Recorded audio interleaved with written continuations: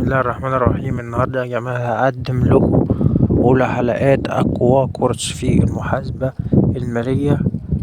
هعتمد يا جماعة النهاردة في الشرح على البساطة، وهنربط اللي احنا خدناه باللي بيحصل برا. طبعا زي ما احنا عارفين يا جماعة ان المحاسبة المالية دايما يقولك معادلة الميزانية، الأصول، الخصوم. ايه الكلام ده كله؟ الكلام ده بسيط جدا لو قدرت انك تفهم يعني ايه معادلة الميزانية. خلاص انت بقيت محاسب شاطر. ايه بيقولك الممتلكات بتساوي الالتزامات.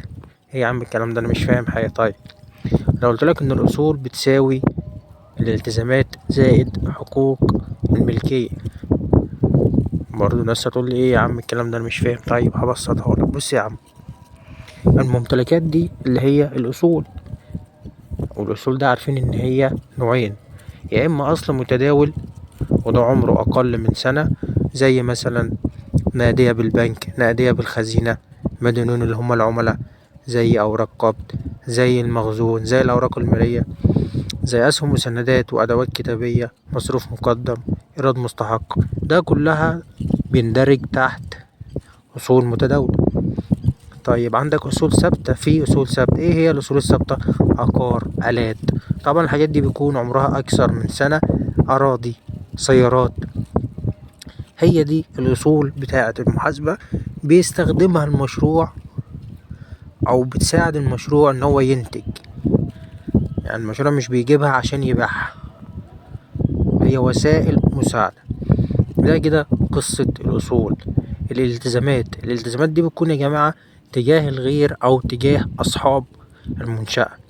الالتزامات تجاه الغير دي اما التزام متداول وبرضه عمره اقل من سنة، ودي زي الدائنون او اوراق دفع او مصروف مستحق او ايراد مقدم او ايراد غير مكتسب. طيب الالتزامات طويلة الاجل دي عمرها اكثر من سنة، ودي تكون مثلا زي القروض بتاعة البنوك الى اخره. طيب احنا قلنا ان في التزامات تجاه اصحاب المنشأة اللي هي حقوق الملكية. يا جماعة حقوق الملكية دي اللي هم حاجتين ملهمش تالت: رأس المال وصافي الربح. وطبعا عارفين ان صافي الربح المعادلة بتاعته فيها حتتين: حتة الإيراد وحتة المصروفات. إيراد أتعاب، إيراد مبيعات، إيراد فوائد، إيراد إيجار. وطبعا زي ما احنا عارفين مصروفات وأجور ومرتبات إلى آخره. ويحصل مقابلة والناتج بيكون صافي الربح. وطبعا الكلام ده كله بيتم في قائمة الدخل. ده كده شرح لمعادلة الميزانية. انتظرونا إن شاء الله في الحلقة التانية لكورس المحاسبة المالية. والسلام عليكم ورحمة الله وبركاته.